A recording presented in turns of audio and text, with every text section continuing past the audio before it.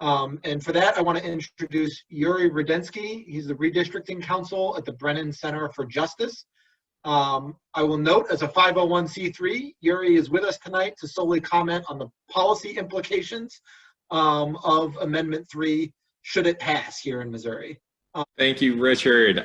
Thank you. It's delightful to be here, and it's less delightful to talk about Amendment 3. I wish that's not something I had to do, but nonetheless, here we are. I'm Yurij Rudensky. I'm a redistricting counsel at the Brennan Center for Justice. The Brennan Center is a nonpartisan law and policy institute that works to improve our nation's systems of democracy and justice. And fair redistricting has long been central to our mission. The center was founded in 1995, and I think in 1996 is when we first started working on redistricting issues. We're based in New York City, and that's where I'm coming to you from tonight. And we're a national organization, and we keep an eye on everything redistricting related that's happening around the country. And my work personally on redistricting has focused a lot over the last couple of years on state level reforms. What is going on the state level? And as Richard said, a couple years back, we worked and provided policy guidance and support on Amendment 1 Clean Missouri. And that's what our role is a lot of the time as a national organization, as a policy institute, is to study what is going on around the country, study best practices, talk to people who are deeply engaged, and to find creative solutions that work for each particular state or for each particular jurisdiction. Of course, before the 2018 vote was even counted, and I remember this very vividly, Richard and I were sitting in a backyard patio having lunch, and we started talking about the fact that Amendment 1, should it pass, will be under threat, and it'll be under immediate threat. And that's because in Missouri at that time, there had already been bad proposals introduced, proposals that would fundamentally change democracy in the state. And of course, this past spring, the legislature did pass what was then SJR 38, now Amendment 3, and those fears were realized. And so I do want to talk about Amendment 3 and the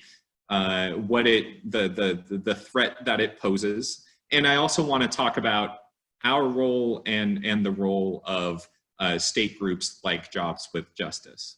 And so Amendment 3 really earns its Dirty Missouri title. It guts all the key protections that Clean Missouri successfully wrote into Missouri's Constitution in 2018, and then it takes it one step further.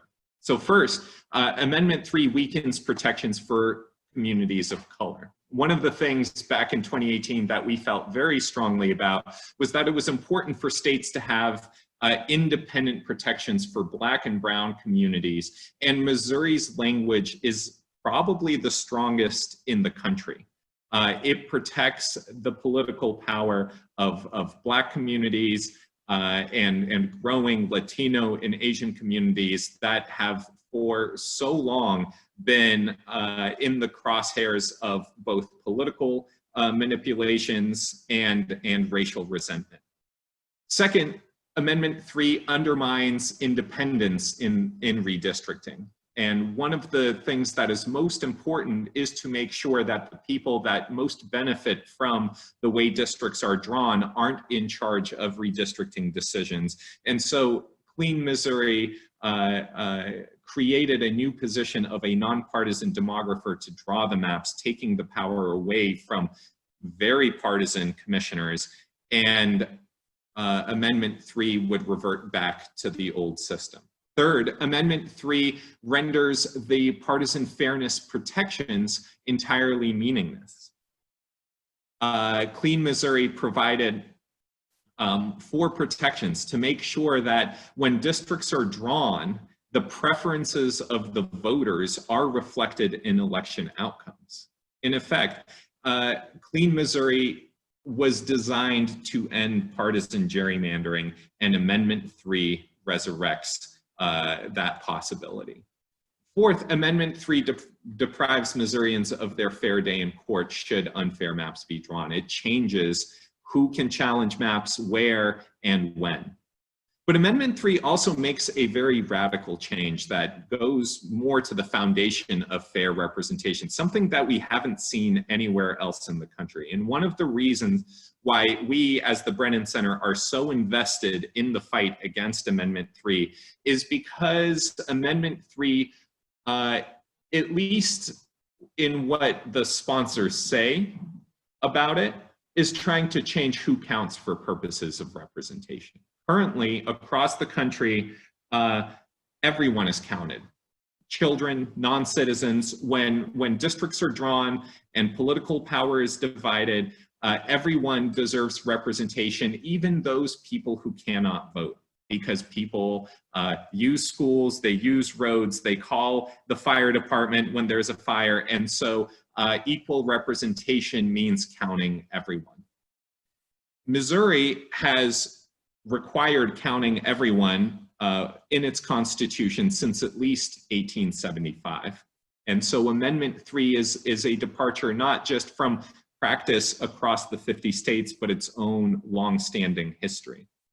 This is a change that if the supporters of Amendment 3 succeed, would absolutely devastate representation for communities of color. This is because children would be the most excluded category of people from representation, and Black and brown communities tend to have more kids.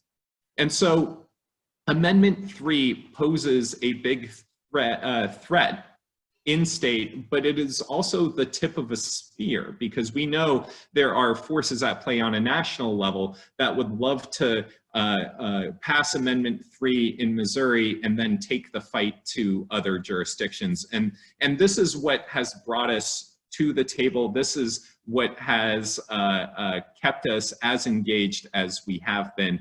But the reality is what we can do from New York and our role as policy experts is very limited. The real way to win these fights is by building power. And that's what Jobs with Justice does. They mobilize people, they turn people out, they communicate the messages that need to reach the voters so people understand what Amendment 3 would do.